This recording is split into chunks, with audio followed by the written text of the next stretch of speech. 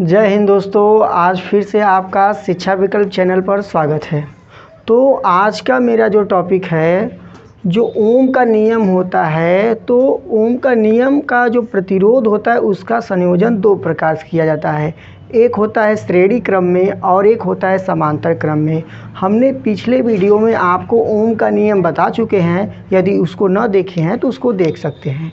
तो श्रेणी क्रम होता क्या है, देखिए मैं यहाँ पर चित्र में आपको बताया हूँ।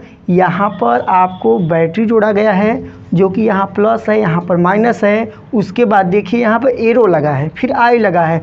मतलब कहें जो आई का होता है डायरेक्शन, प्लस से कहाँ जा रहा है, माइनस की ओर जा रहा है। प्लस से कहाँ जा रहा है, देख रहे हैं ऐसे ऐसे जा रहा है। और पूरे सर्किट में आई का मान क्या है, समान है। आपको इस बात को ध्यान रखना पड़ेगा, जो श्रेणी क्रम का संयोजन होता है उसमें पूरे सर्किट में आई का मान जो होता है समान होता है। जैसे यहाँ पर देखिए 3 रजिस्टेंस लगे हैं, मतलब 3 प्रतिरोध लगे हैं। एक R1 है, एक R2 है, एक R3 है। तो देखिए यहाँ पर जो विभवांतर होते हैं, जो बैटरी द्वारा विभवांतर लगाया गया है, वोल्टेज है, तो यहाँ पर 3 है, V1, V2, V3।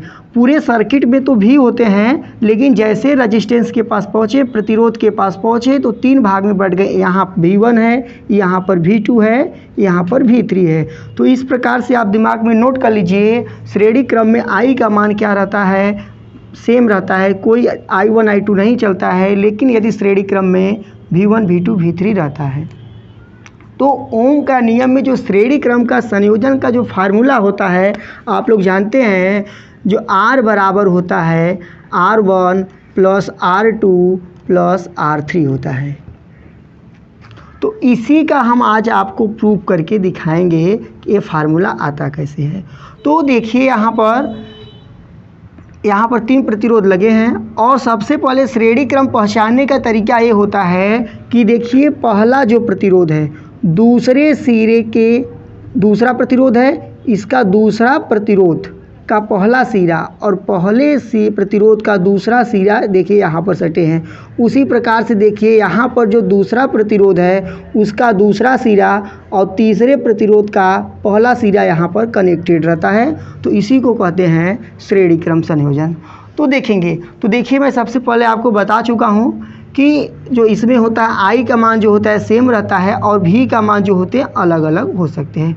तो सबसे पहले मैं यहाँ पर यदि बात करूँगा तो V1 बराबर क्या होगा, तो हमने पिछले वीडियो में बता चुके हैं। V बराबर जो होता है क्या होता है, IR होता है। तो यहाँ पर I हुआ और यहाँ पर हम लिख दिए R1 लिख दिए, ठीक है। यहाँ पर V1 बराबर IR1 हुआ। फिर उसी प्रकार से हम V2 बराबर लिख सकते हैं IR2। फिर उसके बाद V3 बराबर हम लिख सकते हैं मतलब V3 मतलब यहाँ का, तो यहाँ कौन सा प्रतिरोध है, R3 है। तो यहाँ पर क्या हो गया, आपका R3 हो गया। तो उसके बाद देखिए यहाँ पर हम चाहें तो इक्वेशन 1, 2, 3 मान सकते हैं। तो इसको हम क्या करेंगे, ऐड करेंगे तो क्या होगा, देखिए V1 plus V2 plus V3 होगा बराबर। देखिए इस साइड को तीनों इधर लिख लिए, फिर इधर लेंगे I बराबर मतलब IR1 plus IR2 plus IR3, ठीक है। देखिए यहाँ पर ये हो गया। फिर हमें पता है जो इसमें है, यहाँ से जो बैटरी विभवांतर लगाई है वो तो यहाँ से तो सेम चलेंगे।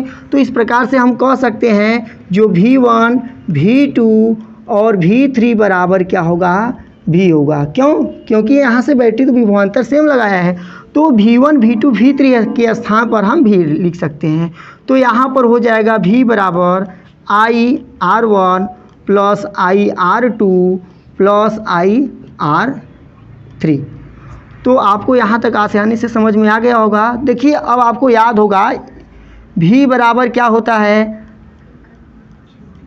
RI होता है। क्या होता है, V बराबर RI होता है। तो हम V के स्थान पर क्या लिख दिए, RI लिख दिए। यहाँ पर देखिए इसमें से I कॉमन ले सकते हैं। जब I कॉमन ले लिए तो यहाँ क्या बचा, R1 plus R2 plus R3 बचा। तो यहाँ से I आपका कट जाएगा, मतलब R बराबर R1 plus R2 plus R3। चाहे इसको कैपिटल में लिखिए चाहे स्मॉल में लिखिए, कोई दिक्कत नहीं है, R1 R2 R3। तो यहाँ पर देखिए जब स्मॉल रहेगा, यहाँ पर स्मॉल रहेगा तो यहाँ स्मॉल करिएगा, यहाँ कैपिटल रहेगा तो कैपिटल करिए। जैसे यहाँ पर आप लिखना चाहते हैं, जब यहाँ कैपिटल आया है तो यहाँ पर R1 plus R2 plus R3 भी कर सकते हैं। आशा है कि आपको वीडियो आज समझ में आया होगा। यदि आपको वीडियो अच्छा लगा हो तो चैनल को सब्सक्राइब कीजिए, लाइक करिए और अपने मित्रों के साथ शेयर कीजिए। धन्यवाद।